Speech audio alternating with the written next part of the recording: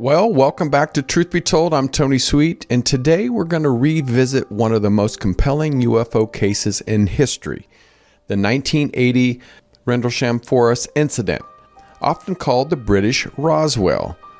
Over multiple nights near the U.S. Air Force bases at Bentwater and Woodbridge, strange lights appeared in the forest. Security teams were dispatched, and what they encountered has remained unexplained for more than 4 decades. Our guest today, John Burroughs, one of the first responders who walked into those woods expecting a downed aircraft, and instead came face to face with something extraordinary. His experience included a craft emitting an eerie light, missing time, and long-term health effects that led to sealed medical records and a long fight for the government acknowledgement. John has since become a leading voice of the case, co-authoring encounters in Rendlesham Forest and appearing in documentaries worldwide. Today he joins us to share what really happened and what still is being kept in the shadows and why this encounter continues to matter. I'm Tony Sweet with Truth Be Told. Please welcome to the Truth Be Told studios for the first time. Let's welcome John Burroughs. Okay, yes, we have a legend on today. John Burroughs, thank you for being here. Thanks for having me on, Tom. Well, listen, I know, like we were talking right before I said, I know you've been rehashing this incident for almost 45 years now, because the anniversary is coming up. But, you know, it's in our community, it's one of the most influential examples of what UFO connection, just like Roswell was. So, it never gets old and never loses its thrill, and I hope we can touch on some things that bring back some great memories and maybe shock some of our people that are listening today. Sounds good. All right, so let's just get started. So take us back to, which is crazy, December 1980, when we you first had this encounter, but the very first moment you realized something unusual was happening near the Air Force Base, Bentwaters. Can you tell us kind of that incident again, so some of the people that may not know this encounter, what it was like and how it happened? Sure. I was in law enforcement, so it was called Security Police in 1980. It's now called Security Forces in the Air Force. So we were separate law enforcement security. I was in the law enforcement side, and it was our last midnight shift. And the night shifts were 3 swings, 3 mids. So we were finishing up a 6-day cycle. We were coming on duty at 2300 on Christmas night. It was a slow night on both bases. Now, I will not correct you, but I will tell you the incident took place outside the back gate of Woodbridge, RAF Woodbridge, not Bentwaters. Correct me when needed. It's always been designated either the Bentwaters incident or the Rendlesham Forest incident. But the base everything came out of was RAF Woodbridge, which was smaller base, smaller than Bentwaters. Bentwaters is where all the command and everything else was located. Perfect. So it was about 3:00 in the morning. My supervisor, just shortly before that, wanted to meet up with me. He was new to the base, wanted to ride around a little bit since it was a slow night. We'd done everything we needed to do as far as building checks and stuff like that. And he just wanted to talk to me a little bit more about, getting to know him and everything. I've been there a year and a half, and it was just a little bit after 3:00 or right around 3:00. And we were driving down, and one of the checks that we would do would be the East Gate, because that's where it isn't open on midnight shift. But we'd always go down there and check it. And as we were heading down that way, he saw something strange coming down from up above in the sky into the forest. I didn't see it right away. He got my attention. By that time, it was basically in the forest. We didn't know what it was, so instead of calling in right away and maybe being made to look stupid, we decided to open the back gate and go down to the end of the road and then see if we could get a better idea what we were dealing with. When we did that, and I got out of the vehicle at the end of the road to look into the forest, because the forest was right there on the fringes before you went left or right at the T. Things didn't seem right. There was static electricity in the air. It just seemed it seemed like, well, we're off base and something's not right. Flew back up to the gate, called it on the phone, ended up with CSC because the desk wouldn't believe us because they thought we were yanking their chain.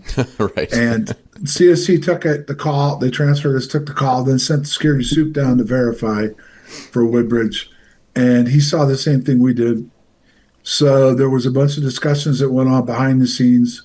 And a decision was made by the shift commander, most likely through the command post, and also radar was contacted on base, which then contacted some outside agencies. And evidently there had been an object in that area and it came down. It disappeared on radar. So that was the only real reason we could go up base. It wasn't immediate. There was no threat to the base. It just was something going on just outside the perimeter of the base in the forest. So three of us, security soup, his rider, and myself, we went ahead and went down into the forest. We could only go so far on a logging road where we had to park the vehicle and go in on foot. Eventually, we got close to something. As we went up, we started to go up a berm, and there, whatever it was there in the clearing in front of us.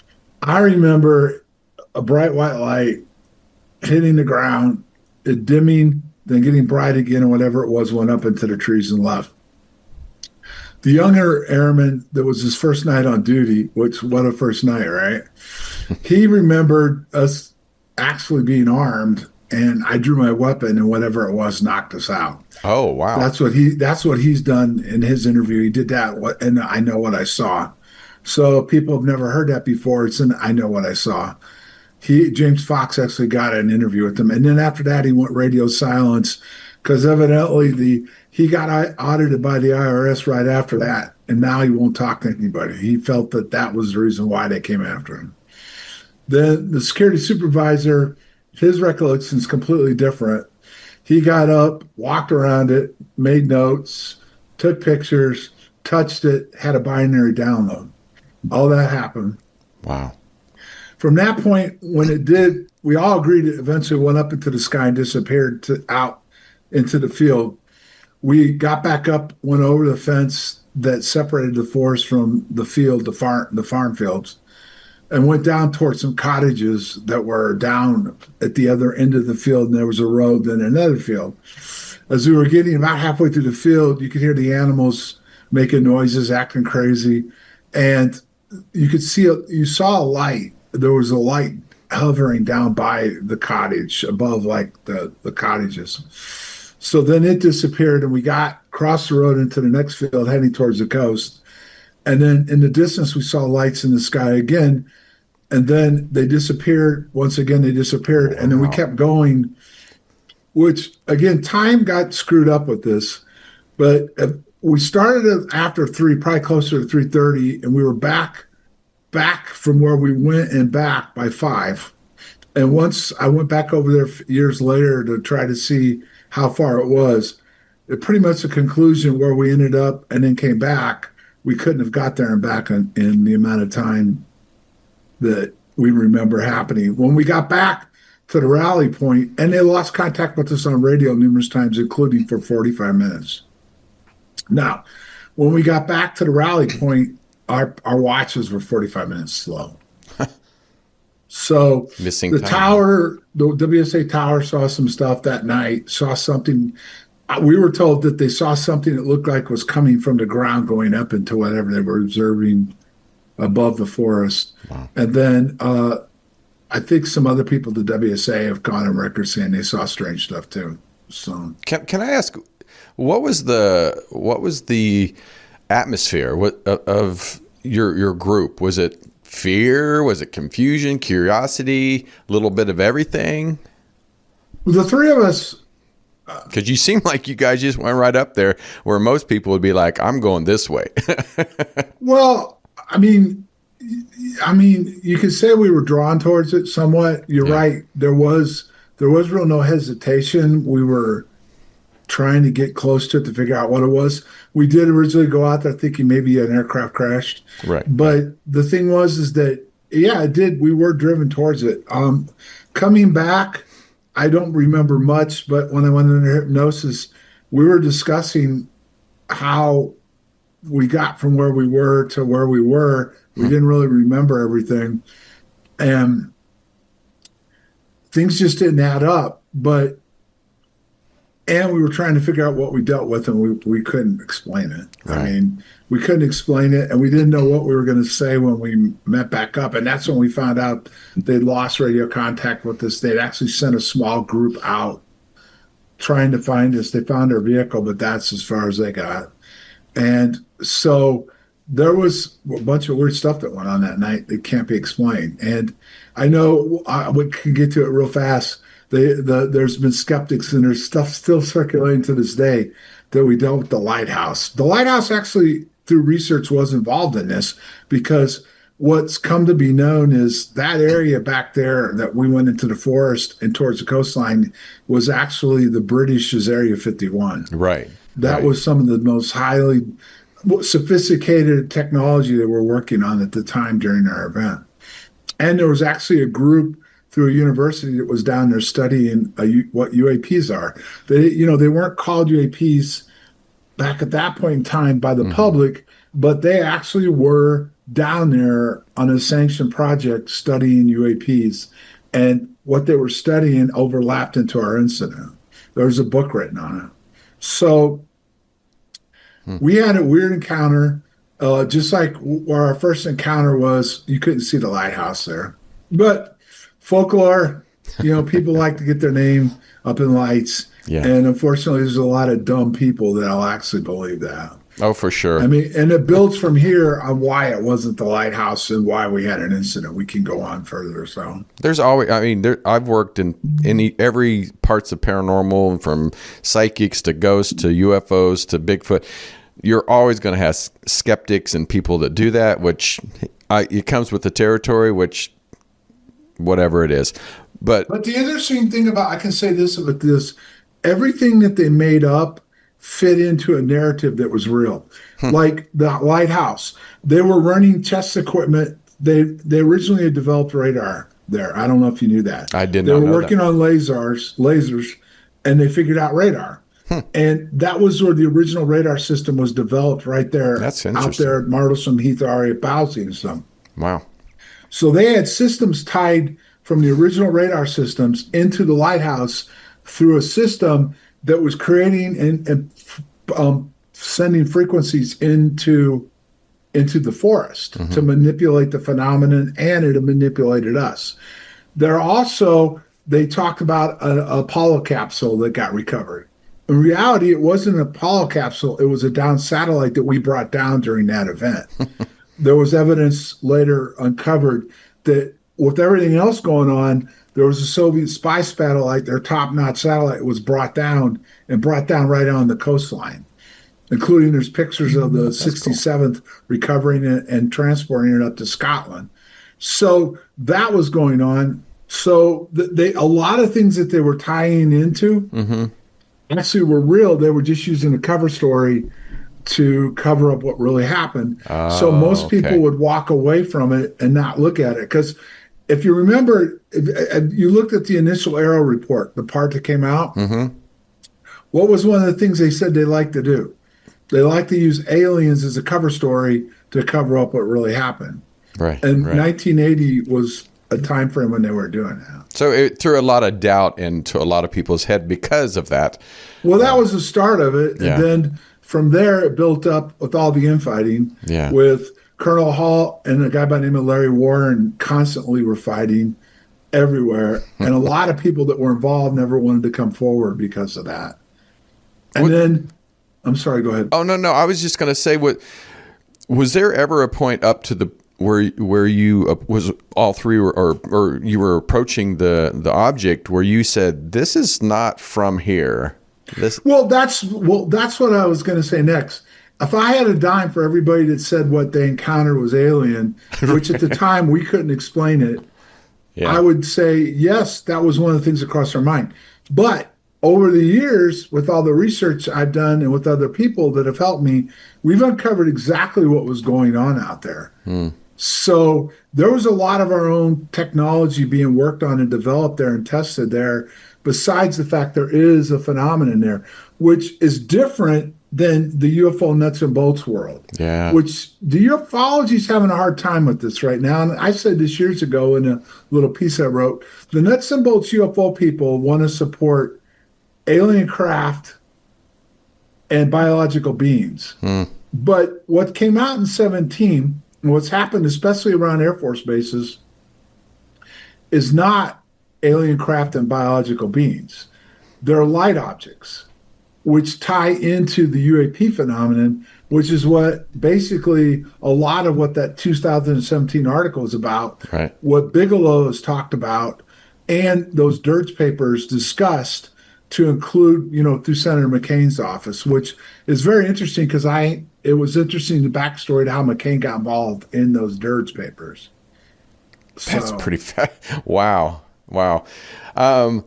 I want to go back to the missing time. It kind of reminds me of, where people get into car crashes and they said, I remember up to the point of the crash. And then I remember waking up, 2 days later. It's not even because they were passed out, but it's like a traumatic experience. When you look back now, and you said there was 45 minutes that you were missing, do you think you were abducted, or do you think it was just like they? I'll lay that out real fast. Please. Okay? This is what UAPs are tied to. Okay. And this is what the latest movie that just came out that's making a big splash right now.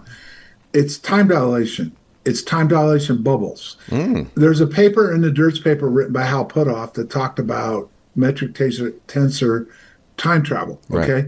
And what it is you create a bubble, which is like Star Trek, the actual how they did science fiction where the ship travels. You create a bubble around something, and it's now in a different type of dimension. It's in a different reality because it's usually, I believe, and if they would ever really be honest about it, it could sometimes go faster, but I think it slows down.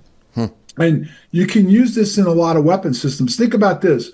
If you're standing there in front of me and I pull my weapon and I'm going to fire on you and you activate that system, you will no longer be there anymore. You will be either slower or faster in that dimension, or actually go into a different type dimension. And that's what part of UAPs are. It's in Project Condign. They talked about how they're going to weaponize it. I've got documents, FOIAs, that they've admitted that they are weaponizing it. Our government's harder to get stuff out of. They're still stalling my FOIAs from months ago. There's a particular generator called the Marx generator. People want to do research into it. It was involved in the Maelstrom incident. It's based off of Tesla technology. And the original Marx generator came online back when the Philadelphia experiment actually happened. And it can affect the creation of a time dilation type of effect. I was just looking this up, and I didn't know this. You probably did. That it says the higher elevation, time runs faster because of the gravitational pull. So it's kind of like what you're saying is the craft is bending time. Where is that what you're kind of saying? Is you have to create the effect. You have to generate the effect. Now, the UAPs, the natural UAPs, do that, and that's part of what they were studying at the time outside that back gate. So they were studying that to learn how to utilize it in stealth and all kinds of technology. The biggest issue they've had with it, and it's starting to become not a problem, is a computing issue, which quantum's online now, and to generate the energy to create that effect. Okay, they could generate it, and they were generating it where we were because they had the nuclear power plant down the coast called Sizewell that was all tied into those facilities, and they were creating those effects with those radar systems and everything else. Never mind that when MK Ultra was shut down in the States, it got moved over there. Marconi was working on that at Martlesham Heath and R.I. Palsy. And Marconi was also working at the time, which most people don't know, but you can go online and find it. They were working on Star Wars at those facilities during our event. They were working on drones, lasers, and satellites. And Star Wars was in R&D back in the early 80s before Reagan even made it popular. That's pretty fascinating. I did not know that so much was being experimented on in that area. Yeah, it was. They call our incident the British Roswell. It's actually the British Area 51 there, and a lot of our technology had been shut down because of MK Ultra, and moved through defense contractors, especially Marconi, over there to England to keep it off the books for our own Congress.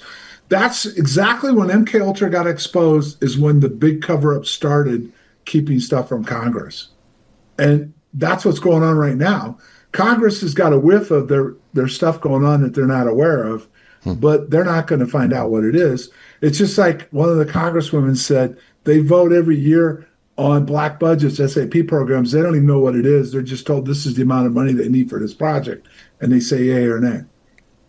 So there's a ton of secrets being kept from our lawmakers, and only probably the top end of them have the clearance or even some of the knowledge of what's going on.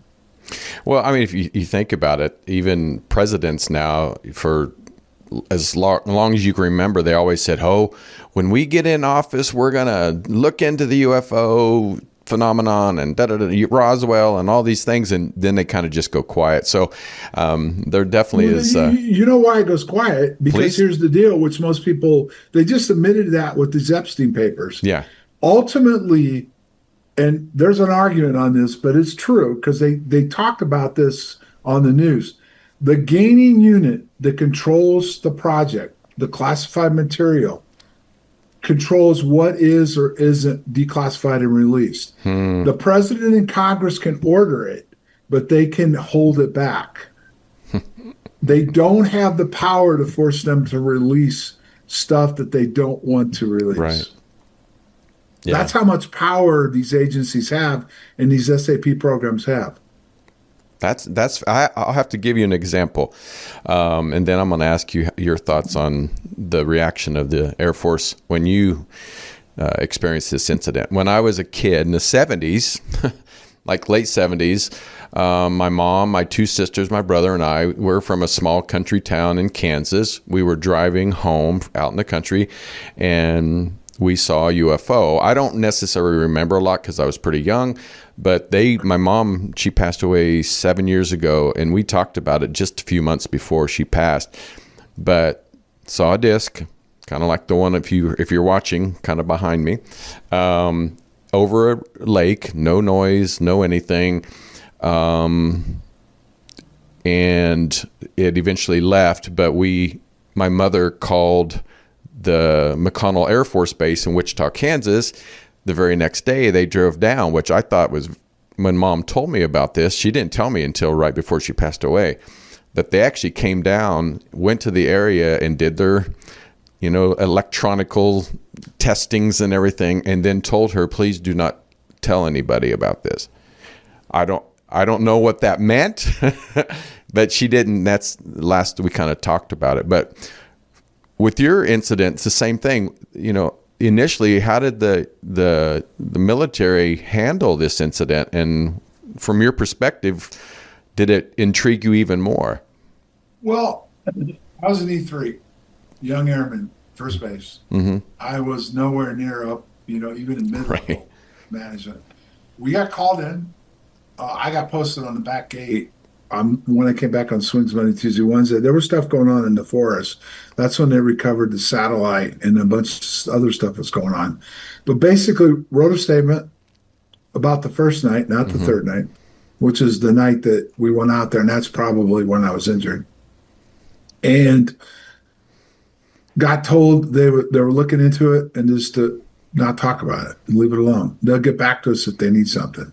That was fine with me. I couldn't explain it anyway. Right. So I finished my tour there. I mean, I didn't live on base either, which kept me out of the loop. Because the dorms, I found out later, were full of things went on. They supposedly raided the dorms. They thought some people had some pictures of it and all this Oh, other wow. stuff. A bunch of stuff went on base, and a bunch of stuff was being talked about. But I lived off base, so I was kind of away from all that. And we didn't talk about it on flight. So it was left alone. I left that base, went to my next base, nothing happened. It was the third base at Luke when War of the Worlds came out. Not War of the Worlds, I mean, I'm sorry, it was a British newspaper. I can't remember what it was called. They actually released it. They got Halt's memo, Oh, and wow. they Barry Greenwood and Larry Fawcett got Halt's memo, and they got it to the I can't remember News of the World, and they did a front page story. The aliens landed at Rendlesham. Okay, so that's when all our trouble started for all of us involved. Now, prior to that, the only other thing I found out later was, again, it goes back to what the Arrow paper said. Immediately, somebody from the cop squadron went downtown and was friends with people. They had, I forget what it was called. It was an organization like MUFON in the States and England, investigate UFOs. And he immediately went down there and told the people in charge of that area that aliens had landed at the base. So that started an alien chase, not anything else. Right. And that kept a lot of things away until News of the World hit. And that's when everybody started chasing those involved. CNN, all the investigators, everybody wanted to go after the people's names that were given up that were involved with it. How was that for you? Like you said, you were fine with just because you're like, okay, it happened, I'm moving on. How was it for you when this came out and then all of a sudden you're exposed to the world? Well, remember, we didn't have the internet and stuff like we Right. do now. So it was a lot of the stuff was in the dark. I mean, Thank my phone God. started ringing at my apartment. I'm like, they start asking these questions. I'm like, sorry, click, click, click, hanging up on people.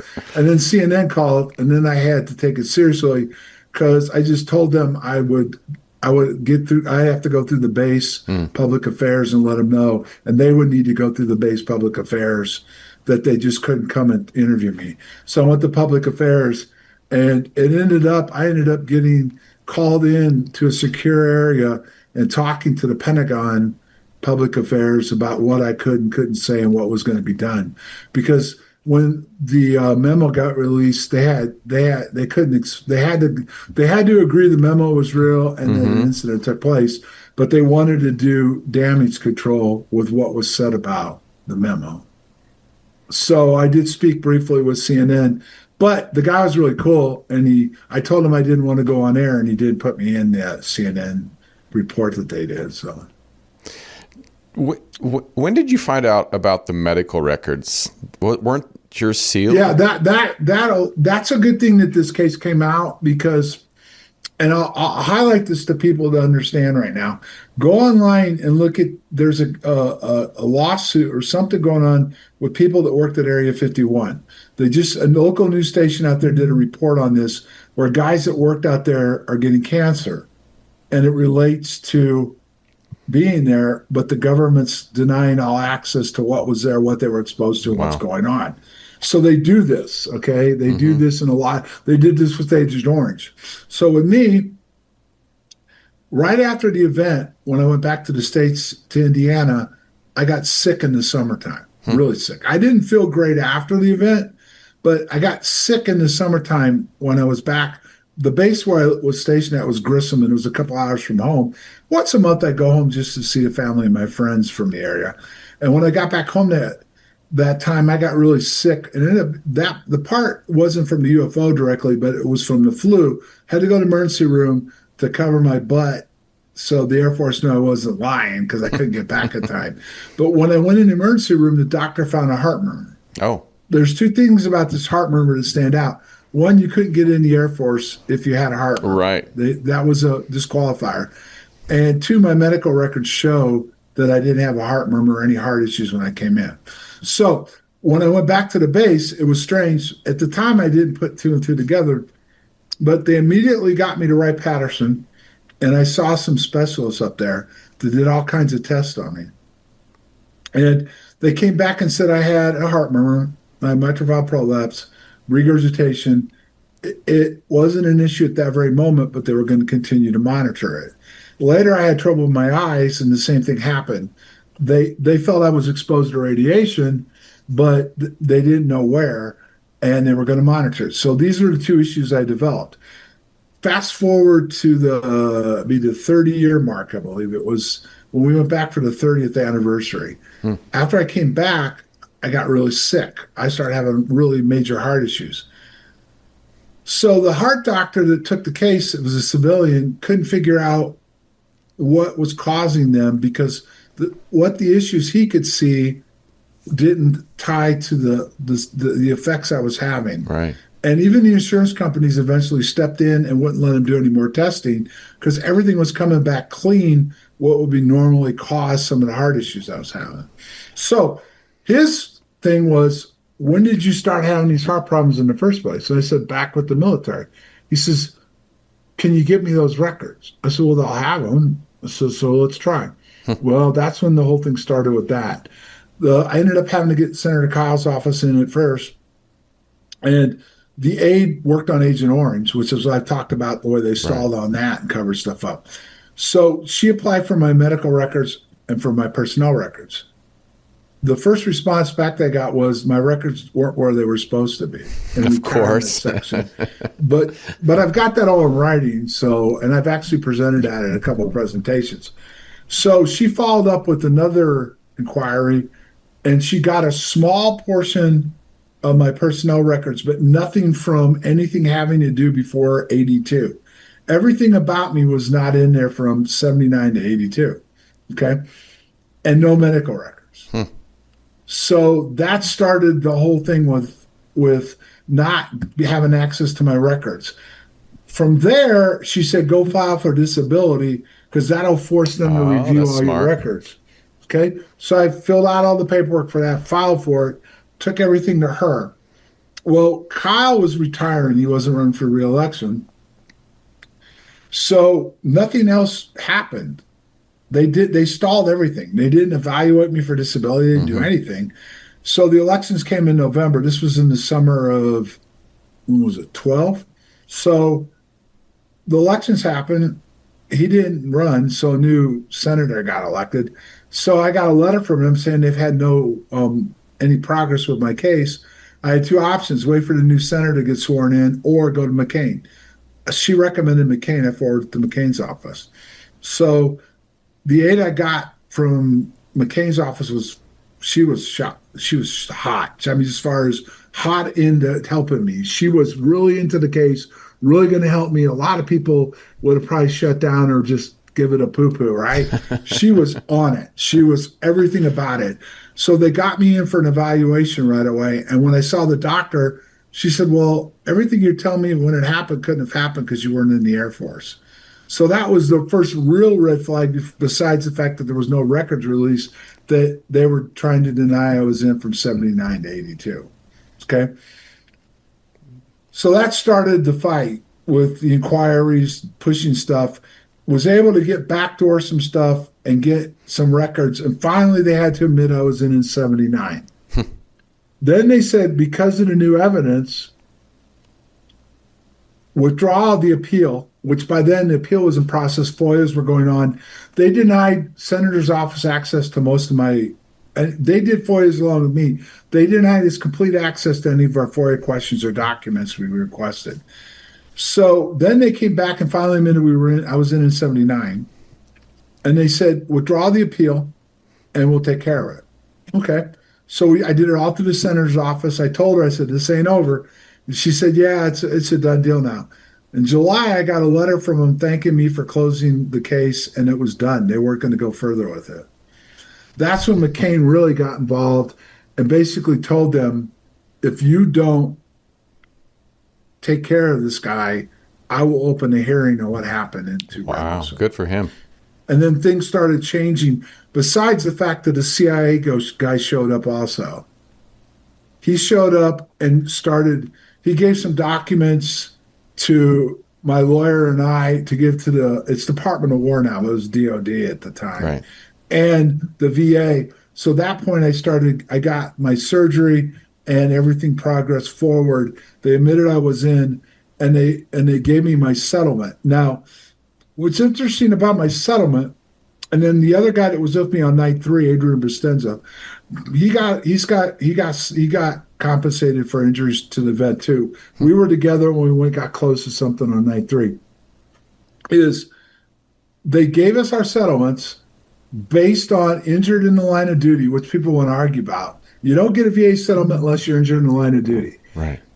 You have to specify where you were injured and give evidence to support that, which was all based on the event we went out into the field that happened to us. So they accepted all this, agreed with us, and gave us our settlement based on the fact that we were injured in the line of duty during the Rendlesham Forest event. And that was partly based off Condyne. Actually, the documents that the CIA gave to my lawyer that were later classified.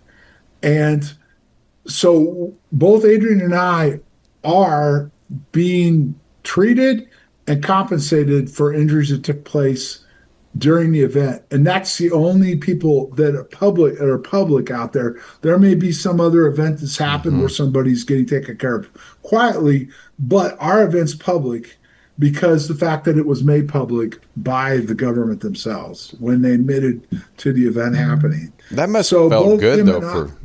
I just think it must have felt good as being, valid and validity of the. Well, I was dying. If sure the CIA guy hadn't showed up, I would have died. I had months to live. My heart was completely shutting down. Wow. And the documents he provided on what injured me actually supported what they found what was my problem, and I got the surgery for it.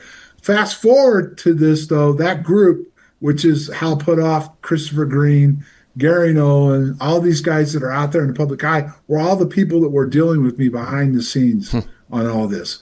And Green went out public on Above Top Secret and laid out some of what injured me in a 2-paragraph posting, or about 3 maybe, about what injured me, how I was injured, and everything happened to me related to SAP programs. And Colonel Halt just did an interview on Russ Colcart and said, Adrian and I were clearly injured during the event. Wow. So everybody out there that said nothing happened at Rendlesham, why are Adrian and I being compensated and taken care of if the event was just the lighthouse that we were chasing in the fields? You're like, it's on paper, folks. It's on paper. Yeah, and they want that paperwork. These guys wanted a day. What is the day of disclosure? They wanted me to be in it. They wanted me to go to D.C., meet with the Aero Committee, talk to the Gang of Eight, and Grish wanted to meet me and all that other stuff. But I refused because here's how I'm going to lay this out today. This is the first time, Tony, I've said it like in an interview like this. I just spoke to Grish in the fall. All this stuff that they're coming out with is hearsay. Granted, Adrian and I have documents supporting the fact that the VA acknowledged we were injured and are compensating us. But they've never publicly stated what injured us or the fact publicly admitting that that's why they gave us the settlement. So I told Gresh, you go, all you guys claim you have all this power and access, go to the VA and force their hands. Ask where my records are. Adrian's records are they classified? Why are they classified? And what's going on with that? And it's been crickets since then. None of them have approached or went after those records. Billy Cox, who was a reporter at the time, actually did approach the VA. And their answer was, we don't comment on individual cases, which is exactly what they said about the Area 51 stuff. If the person receives compensation, it's because they were injured in the line of duty. Was this? So they're not. I'm sorry. What? Oh no, I was going to say, was this everyone involved that was at the location? That no, just 2 of us, Adrian Bustenza and I. We got the closest to it. It's been confirmed. Sergeant Penniston was a security supervisor. Said he got close to walk around it. I'm not saying he didn't, but I can also say he has admitted privately and somewhat publicly in the citizens' hearings that he is being compensated by the government too. But I've never seen proof of that, or he's never confirmed that 100%. But Adrian and I both were close to it on night 3 when we got up to it. And he said it came over me. I went into it and I disappeared. And it came over part of him. So him and I for sure have the paperwork and are willing to say publicly that we were being compensated by the government for it. Do you think this incident, which is fascinating that it was so close to any type of military facility, but do you think this incident was supposed to be witnessed, or could have been just a message or maybe a test directed at the base itself? I don't think night one was intentional. There had been stuff going on prior. That area was known for weird activity, period. Way before our event and after our event. The thing is, I don't know about night one. I doubt it. I think they were doing that stuff because it was Christmas night. They had actually, people had seen stuff before and reported it and got told to leave it alone. So it just may have been a perfect storm where, because we saw something, radar confirmed it, no one was around that night. It was dead quiet. Everybody was off duty, that we just happened to get authorization. Because normally you don't go off base for that kind of stuff. Unless they call you, like the British say, we have something going on, we need your assistance, or something like that. We actually left the base on our own accord. We did notify the authorities we were going out there and something was taking place, but we normally wouldn't do that. So I think it was by accident on night one. By night three, I'm not so sure. It may have been a whole different story because of the way it went down. And the fact we are now on night three, the base was aware of it, chain of command was aware of it. So why did they authorize the colonel to go out into the forest with the team? Wow. Do you think if you had the same incident now, and you've already experienced the 1980 event, do you feel confident would you approach again in a different mindset? Because now that you went through it, how would you approach a new event like this? Well, I've had two weird experiences since then, not with the military. Nothing else happened ever with the military. Well, let me rephrase that. There's things that I saw when I was deployed overseas that are classified that I can't talk about. Right. And what I mean by that is it involved some of our equipment, some of the stuff that made me wonder about what happened to us out there. But when I was lived in Sedona for 2 years, we went out to an area over Bradshaw Ranch. I don't know if you've heard of that, but that's somewhat similar to Skinwalker. Yeah. It just hasn't got the attention Sedona has because of the weird stuff that happens there.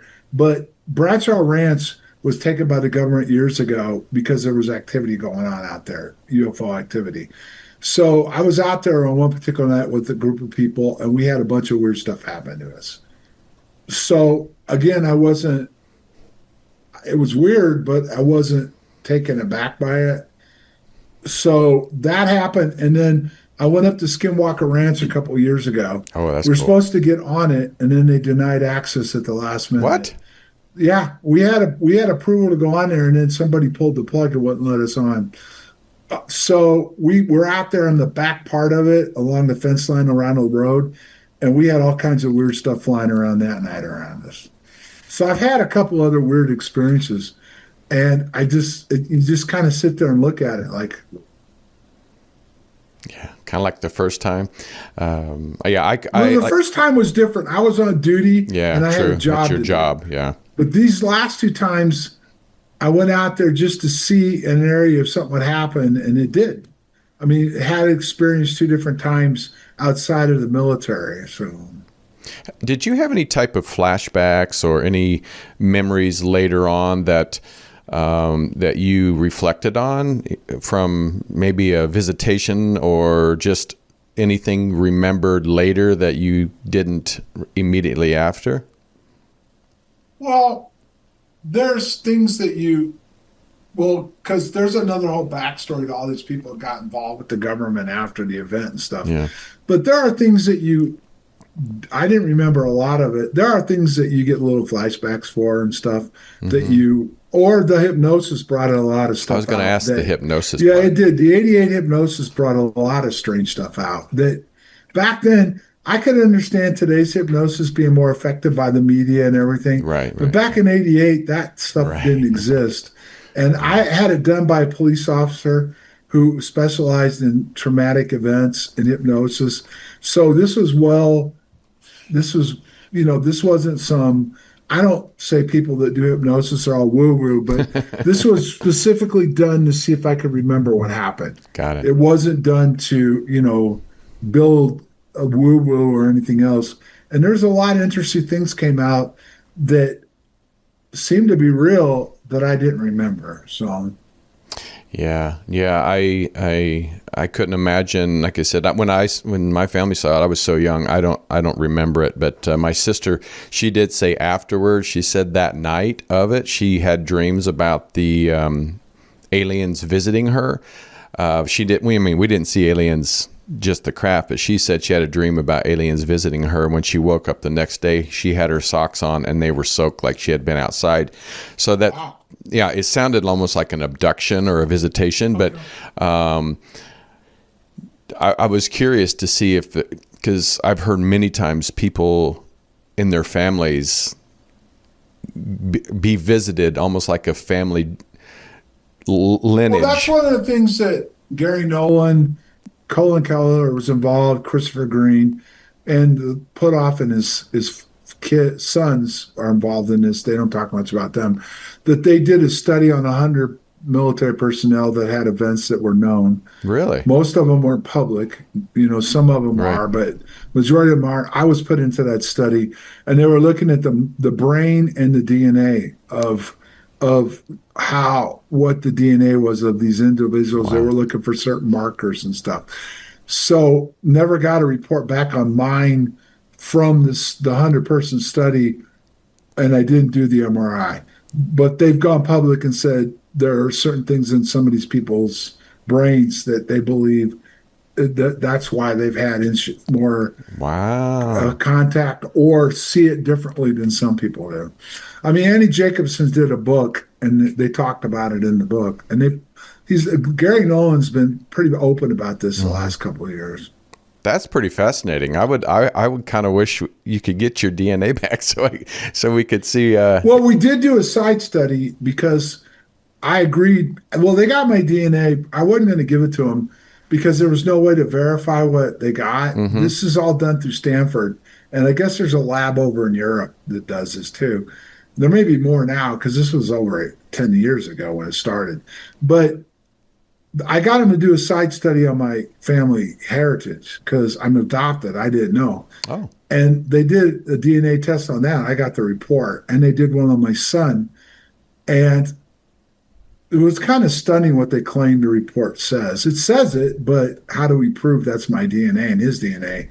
But according to them, my bloodline goes back to ancient Christ time, past before Christ. Wow. His mother's does too. And when we had Caden, we created a new bloodline.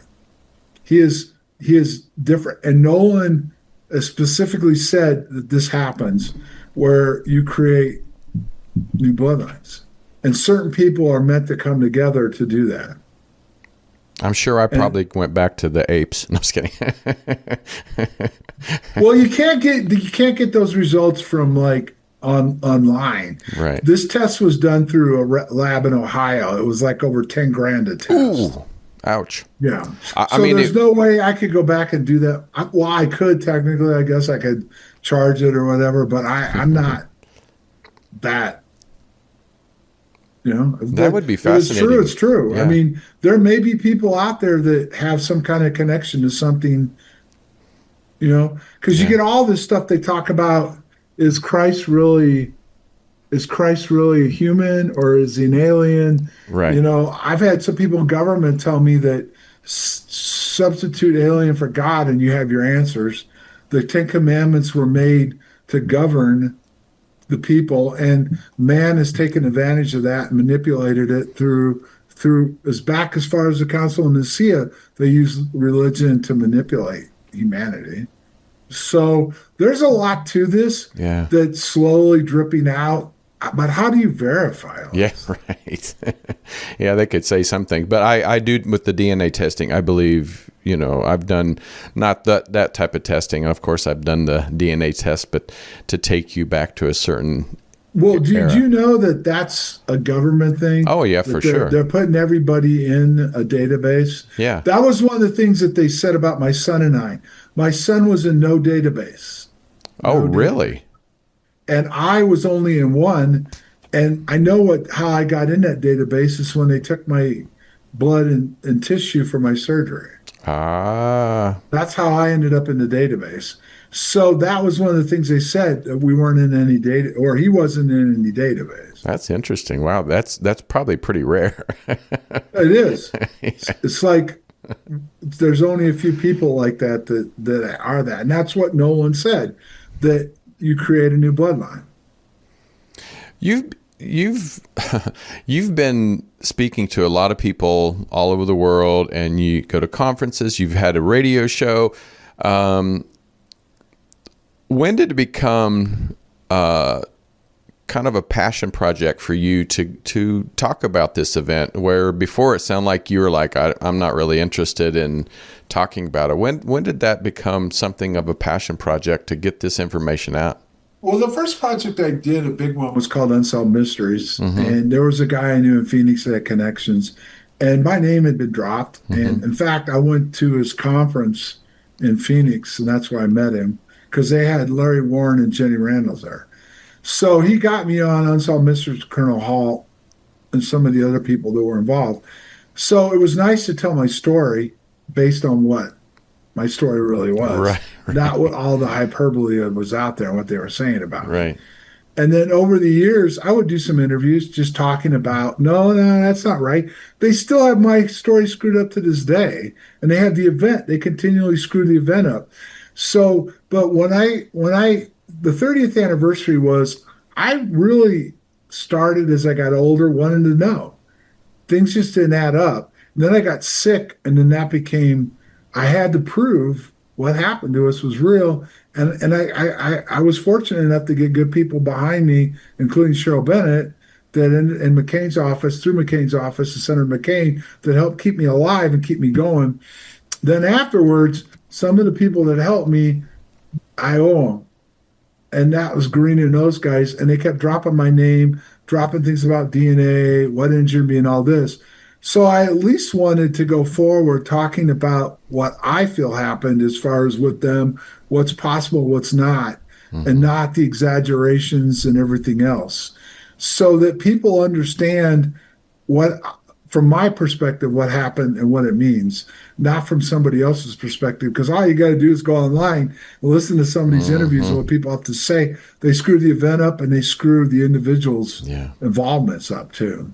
No, I've been very fortunate to interview many people like yourself that I get to hear it, as they say, straight from the horse's mouth, because I've heard so many people that do research, and they use other people's research and combine other people's research, and you're like, I'm either confused or I'm not quite understanding where you get your knowledge from, but it's a blessing to have people like you that actually have experienced it. And well, the crazy thing is they still haven't gotten. They keep screwing up the dates, and that was originally purposely done to keep people from doing research on it. But even when I did Unidentified, that was one of my reciprocal things. All right, I'll come on and talk about it for you guys because you were in the group that helped.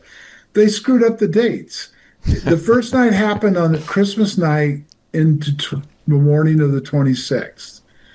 The second night happened, I think it happened early morning of the 27th, because I don't think that anything happened right when they came on at 11 o'clock. They had a shift commander have an encounter in early hours of the 27th. The third night started on the 27th, the midnight shift, and it swing shift actually, and went into the morning of the 28th. wow. And they get these dates all screwed up, when we were out there, what we did, who was where, when they were there, who was or wasn't there, what they saw, what they didn't see. And that's part of the problem with the whole incident in itself. Yes, the Air Force admitted it happened, but it's so jumbled up. Who wants to touch it? Yeah.